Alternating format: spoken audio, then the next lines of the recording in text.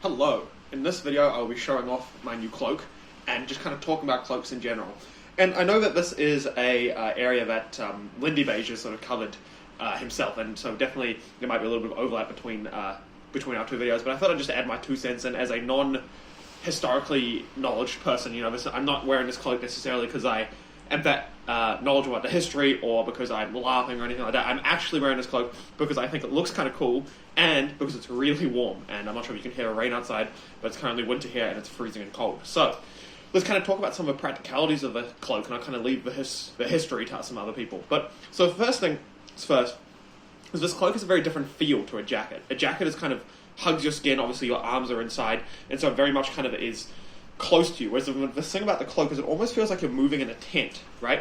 So I've got this big cloak and I can wrap it around myself, and I feel like it's not actually touching my skin as such. If you look in here, you know, I'm kind of in here, but it's almost like I'm moving around with a tent on top of me, or a blanket, you could say as well, would be a nice way of putting it. And so it's a very different feeling, because there's space inside, and you almost get this like warm air inside of the cloak that is dry and warm and like stays near you. As I say, it's a bit of a different feeling to a jacket where it's kind of, you know, your skin, maybe your inside clothes in the jacket immediately, right? The other thing as well is, obviously I don't have any sleeves, right? So this kind of has its advantages, which means I can kind of like, I have the full use of my arms, you know, I can like wash dishes and shit, you know, not have to worry about, you know, hands getting wet or anything. And the other thing as well is it almost functions, if it's very cold, as it is now, I can kind of just wrap myself up like this, and my hands are inside the cloak, right? So I don't need gloves or anything, because my hands just stay warm, and then as soon as I want to use them, I can just take them out like this. And so there's no real problems with, you know, there's no real problems with having to wear gloves, take gloves on and off or anything like that, because I can just stay warm like this. The other thing as well is you'll notice that this is a fur-lined cloak, and I think this is actually quite important to the warm fur cloak, because it means that, I don't actually know how this works, I don't know the physics of this. If anyone does know, it'd be interesting, but there's something about the fur, it almost like radiates warmth. So because the fur is on the, like kind of the lining here, the cloak doesn't actually, you'll notice the cloak doesn't close, right, because it's not a jacket, so there's a little bit of a gap here. But you don't really feel too much cold through there, because the fur is like there, and it just like radiates warmth, it just feels really warm.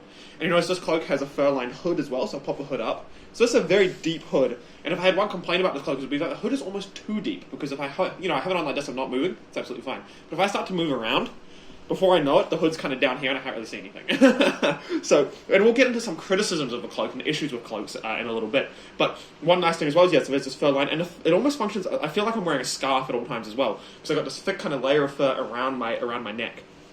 The other thing as well is if you know, it's not always freezing. In a city like this that I live in, it's very, very windy. And so you kind of have this experience where when it's windy, you're really, really cold. But when the wind goes away, you actually start to overheat a little bit sometimes, you know, if you're wearing lots of clothes. This is a nice thing about the cloak. When it's windy, I just kind of bring it close like this, and I'm like, I huddle in, you know, right, and walk around. And then once the wind goes away a little bit, I can just open it up and let it blow behind me, or not blow behind me because there's not too much wind, and now I'm like not overheating anymore. So that's another advantage of a cloak. You'll notice that this cloak has this kind of trim around the side. It makes my shoulders look very broad, which, you know, if we're talking visuals, I think is cool. This cloak, I'll quickly take you off the stand, this camera off the stand to show you. So this cloak is just the right height, but it does not drag on the ground. I'm not sure if you can see that there, but it does not drag on the ground at all, but it kind of keeps me nice and warm. So that's a nice advantage of this cloak as well. And a nice thing as well is that, so we're talking about, you know, when you're walking around, kind of huddle in like this.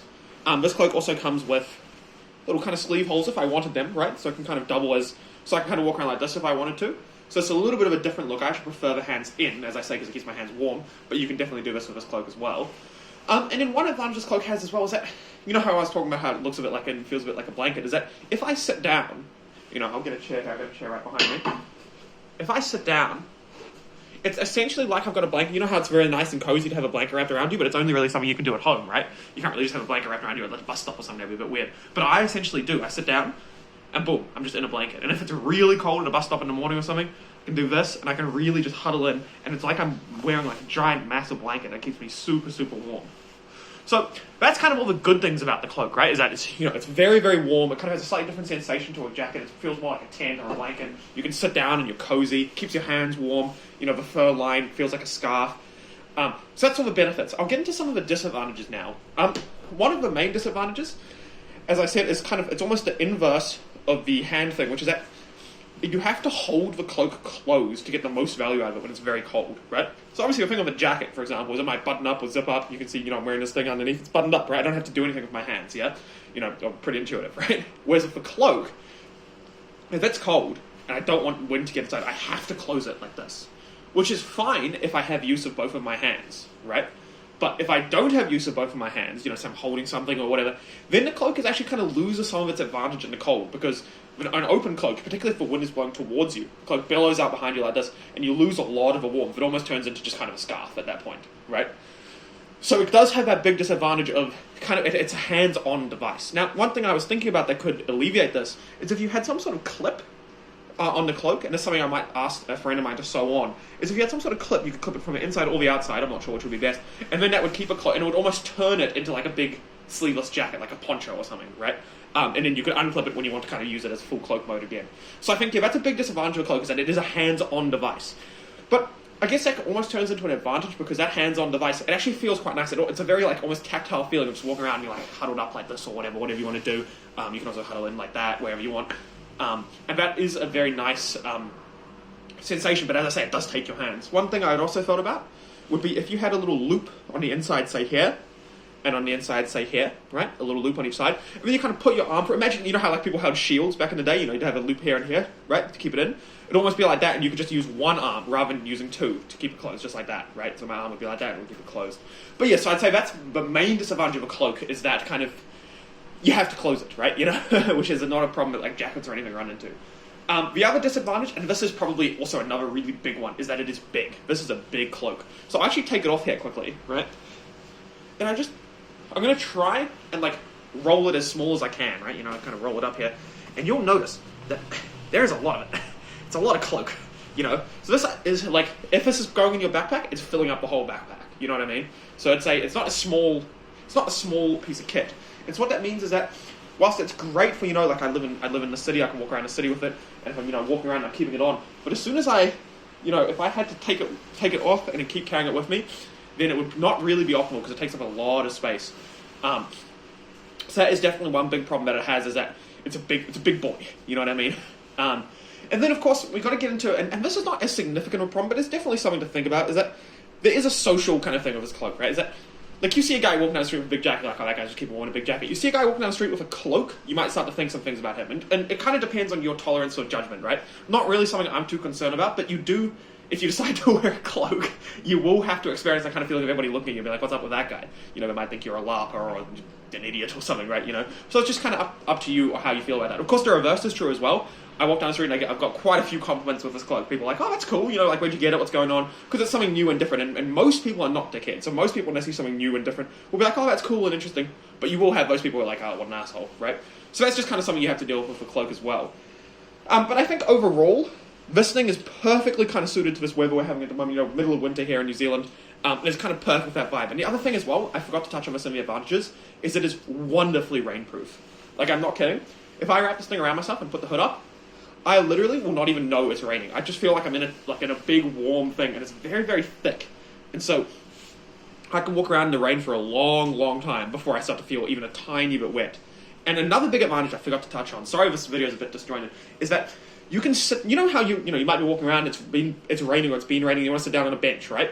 But you can't, because the bench is covered in water. You're like, I don't want my pants to get all wet. Understandable, right? With this cloak, with a cloak, you can just sit down, and the back of the cloak gets a little bit wet, but you don't feel it at all, because it's just that big extra thick layer. And so you can kind of sit anywhere you want, and not have to worry about getting a wet butt, you know. So that's quite a nice thing in winter, you know, particularly if it, you know, say you're walking around and it's a bit more sunny than it used to be, but it has been raining and everything's wet. Doesn't matter, you can just kind of sit down with your cloak. So yeah, I just thought this would be kind of interesting to go over kind of practicalities of a cloak. One thing as well that you have to think about if you are interested in cloaks is that you have to get one of the right size, because this one is actually, it got given to me, and I got very lucky because it's the perfect size where it scrapes my ankles, so my whole legs are warm, but it does not scrape along the ground. And that's very important, because if you get one, you know, say you're a bit shorter, or you get one that's not quite the right height and it scrapes along the ground, it's very going to immediately become very wet and gross and dirty and stuff, as you can imagine, someone trailing on the ground. So it needs to be that exact right height that you get, get the full coverage, so you're not, your legs aren't cold, but that you are also able to not get it all dirty and gross. But yeah, overall, I think that cloaks should make a comeback. They're really, really nice. You know, it's wet, it's cold, it's beautiful to wear a nice, warm, thick cloak, and it just kind of feels like you bring it home with you, like a big blanket with you everywhere you go, but in a cool way. So I definitely think that they have their advantages. But also, we shouldn't be blind to their disadvantages, as I've been over. And I do wonder if that's maybe why they went out of fashion in the first place. Particularly the thing about, their kind of big size and having to hold them closed. But I do think that a few of those disadvantages could be alleviated with some of the stuff I've talked about, having a little thing to put your arm through here, maybe a little clip on the inside or the outside, maybe both. One on the inside if you want to keep it closed like that, one on the outside if you want to reach around and close it. And then, I think with those two kind of changes, the cloak would be even better. And I think another change that you'd want to make, this cloak does not have any pockets. I'm not sure if most cloaks do or not. That's something I'm not too sure about. But I do think that having some pockets would be quite nice as well. Particularly big ones, because it's a big cloak, right? So you could just have a huge pocket here and just store a bunch of stuff and then not even have to worry. You know how I talked about how the cloak's not ideal if you're carrying things? Well, if you had a place to put stuff, then you wouldn't really need to carry things, and then maybe the cloak would be even better. So, few really good. I love this cloak. I like cloaks in general. I think they're really cool. I think you should think about getting one if you're interested. But I also think that, they have a few disadvantages, but a few of those could be changed by just slight changes to the cloak itself. And I think, in terms of the clasp and the pocket and stuff, that's actually something you could do yourself quite easily. I myself don't really know how to sew or anything, but I have a friend who does, so I'll probably just ask him and see if he can get that sussed for me. But anyway, thanks so much for watching. Hopefully you learned a bit about cloaks, and I'll see you later.